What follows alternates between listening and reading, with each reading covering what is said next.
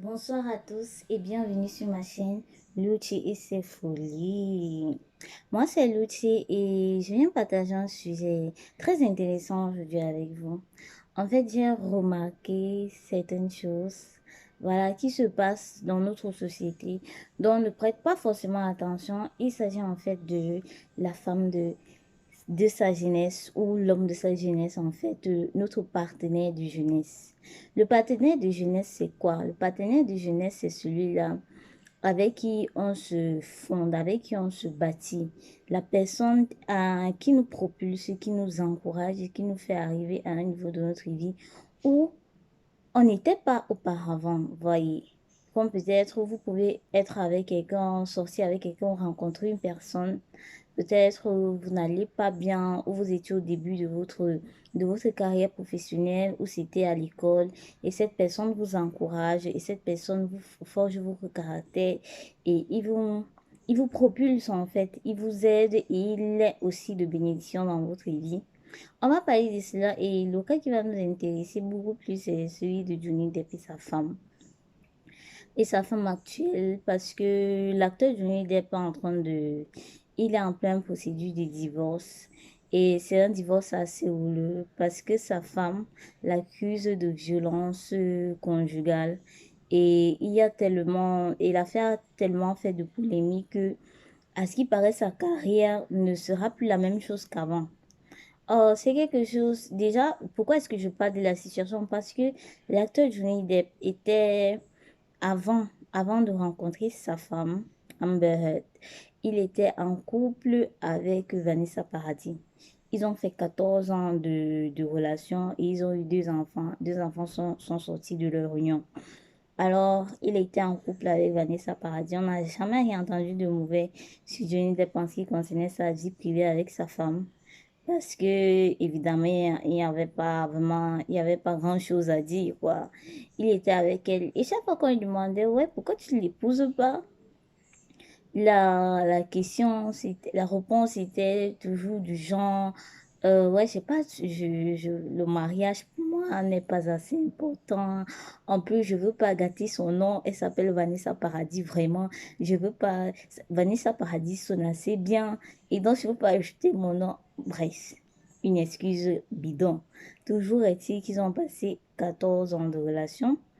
Ils se sont séparés, je crois, en 2012 et il a rencontré sa femme. Il s'est marié avec elle très jeune, très séduisante, très sexy. Mais c'était vraiment le poison de sa vie, quoi. C'était vraiment le poison de sa vie parce qu'il s'est marié avec elle. Et ensuite, qu'est-ce qui s'est passé? Il y a eu des problèmes, il y a eu des choses que je préfère ne pas citer ici, vraiment, que la fille a fait. Bref, elle a dit qu'il la battait. Et lui, il avait des problèmes. Il avait des dépendances. C'est un alcoolique. Il il essayait d'arranger sa situation, mais la fille sa femme ne l'aidait pas vraiment parce que chaque fois, elle remplissait voilà, elle remplissait le frigo d'alcool et tout.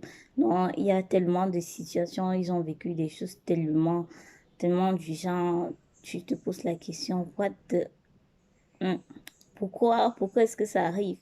Et moi, je me dis en fait, il y a tellement de choses qu'on ne prend pas en considération.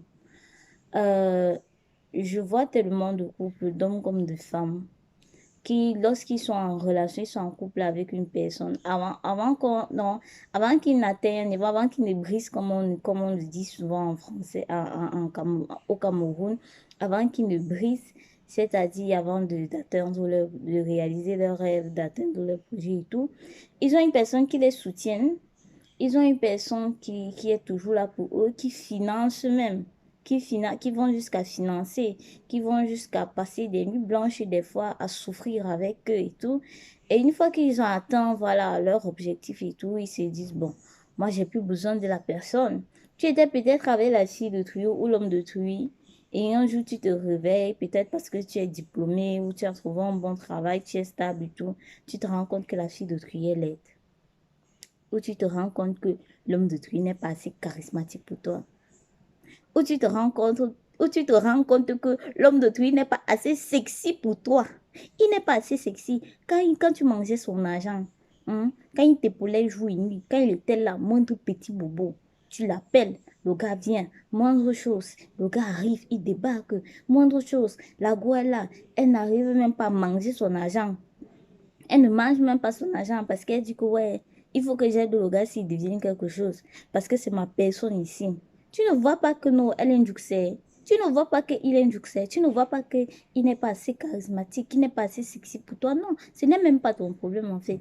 Le problème, c'est que c'est seulement quand tu atteins un niveau, voilà, quand tu es bien là, tu n'as plus besoin, tu es indépendant, que ce soit financièrement, que ce soit émotionnellement, tu atteins vraiment un point où tu n'as plus besoin de lui ou d'elle, que tu te dis, ouais, elle n'est pas assez sexy, il n'est pas assez sexy, il n'est pas assez mignon, il est sale, il ne s'habille pas bien, elle est villageoise, elle est ceci, elle vend les beignets. Pourtant, c'est avec l'argent qu'elle vendait les beignets là qu'elle t'a aidé à aller à l'école.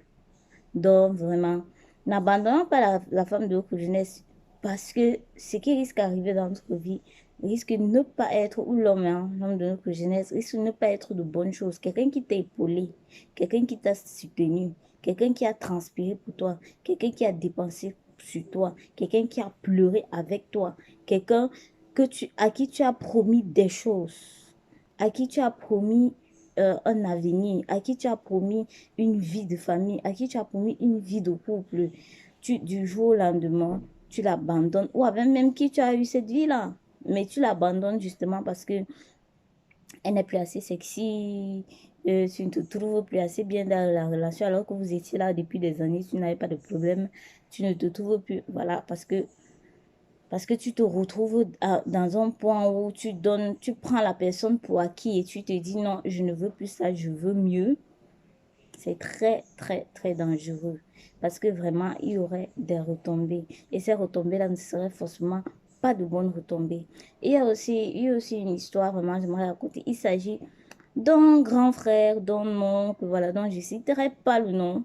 Mais cette histoire est très vraie parce que, voilà, ça s'est passé quand j'étais encore plus jeune. Il y avait cet homme-là qui était vraiment un homme hyper, mais hyper à l'aise. Je vais dire financièrement, il était assis, il allait bien. Il avait sa femme et c'était grâce à sa femme qu'il avait pu avoir le poste qu'il a eu, grâce aux relations que sa femme s'était faites, qu'il avait pu avoir le poste qu'il a eu. C'était, voilà, ils étaient ensemble, ils étaient en couple, ils étaient bien. Il épousait la fille. Ils se sont mariés, ils ont eu un beau mariage et tout. Et plus le temps passait, plus il avait de l'argent. Il se sentait vraiment bien. Il était très respecté, très charismatique. Et c'était un bel homme. Alors, qu'est-ce qui se passe? Un jour, il arrive, il dit que non, sa femme ne lui suffit plus, il veut une deuxième femme. La femme d'autrui a pleuré.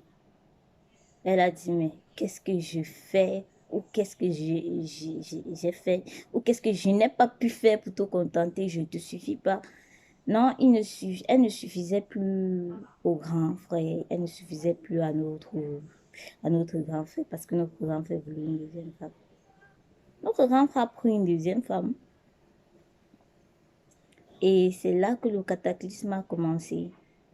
Je vous dis pardon. C'était même pas le problème, c'est même pas devenu en fait de la main de sa femme, quoi qu'on dise des parents de sa femme, mais le déclin de la fortune de mon grand a commencé quand il a pris la deuxième femme.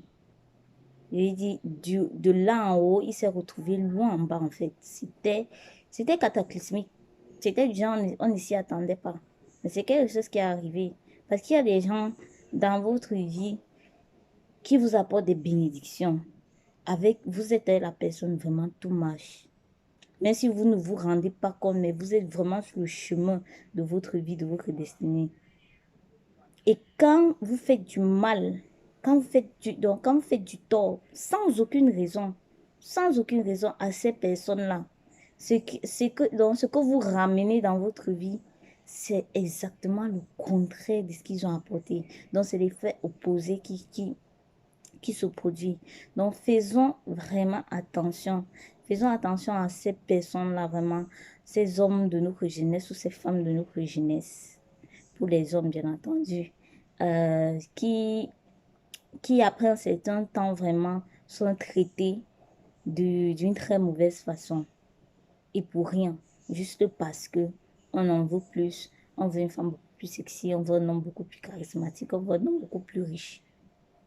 Les retombées peuvent vraiment être cuisantes. Donc, c'est le sujet que je tenais vraiment à partager aujourd'hui. J'espère que ça vous a instruit vraiment autant que ça m'a instruit moi-même. Et on se voit une prochaine fois.